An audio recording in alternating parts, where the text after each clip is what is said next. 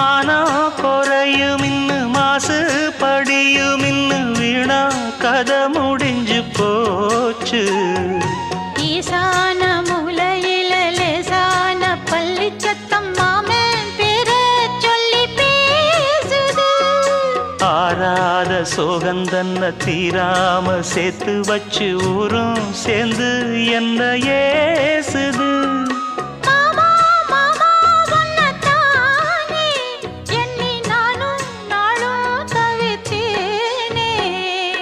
கூண்டுக்குள்ள என்ன வச்சு கூடி நின்ன ஊற விட்டு கூண்டுக்குள்ள போனதென்ன கோலக்கிளியே.